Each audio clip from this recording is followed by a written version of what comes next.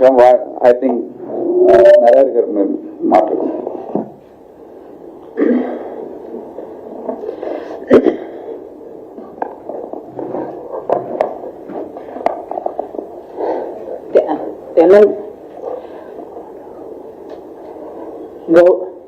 గౌరవనీయులైన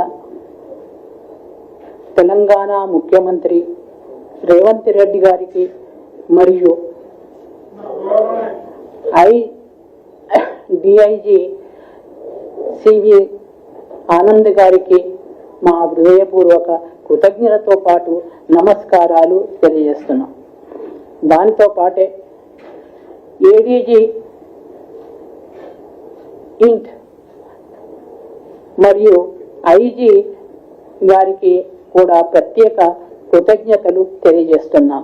ఈ సందర్భంగా ప్రెస్ మిత్రులందరికీ మా హృదయపూర్వక వందనాలతో పాటు మేమందరము ఈ సందర్భంగా మెయిన్ స్ట్రీమ్లోకి వచ్చినందుకు మీరందరూ కూడా మాకు సహకరించాలనేది మా విజ్ఞప్తి చేస్తున్నాం. ఇది భారతదేశంలో పార్టీ నష్టాల కారణంగా డీకే, జార్ఖండ్, తెలంగాణ మిగతా ప్రాంతాలలో నష్టాలు చవి చూసినందున సాయుధ పోరాటం అనే ఏదైతే దారి ఉందో అది ప్రస్తుతము కష్టాలమయంగా కనిపిస్తున్నది. దాని కారణంగా తెలంగాణ సర్కారు కల్పించిన మెయిన్ స్ట్రీమ్లో భాగంగా అందులో ఉండే అనుకూలతల కారణంగా మేము మెయిన్ స్ట్రీమ్లో తెలంగాణ మెయిన్ స్ట్రీమ్లోకి కలవాలనేది మేము జార్ఖండ్లోని Mishri Vishra PB member CC member ఆధ్వర్యంలో వారి దగ్గర అనుమతిని ప్రాప్తించి వారి నుండి అనుమతిని పొంది మేము తెలంగాణ సర్కారు ముందు, తెలంగాణ పోలీసుల ముందు మేము మెయిన్ స్ట్రీమ్లో భాగంగా వెళ్తామనే విషయాన్ని తెలియజేశాము. వారు కూడా మాకు అనుమతించారు.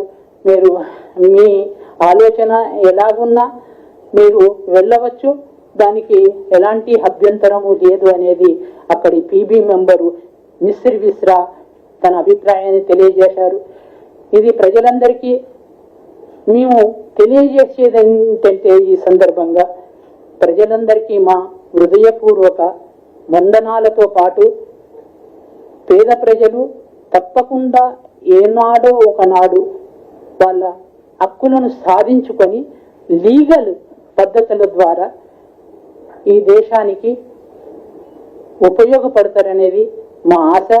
మేము కూడా వాళ్ళకు శాంతియుతంగా ఆ ప్రజలు చేయాలనేది మా ఆశగా ఉంది. ఇంతే నేను చెప్పదలుచుకున్నది. ప్రస్తుతం పరిస్థితి ఎలా ఉంది అక్కడ? సరే ఒక సభి అందరికీ మీకు ఒక విషయాన్ని ఈ ప్రెస్ మీడియా తరఫు నుండి చెప్పదలుచుకునేది ఏంటంటే జార్ఖండ్లో ఉన్న సిసి పీబీ మెంబర్ మిశ్రి విశ్రా దాదా పూర్వ సచివ్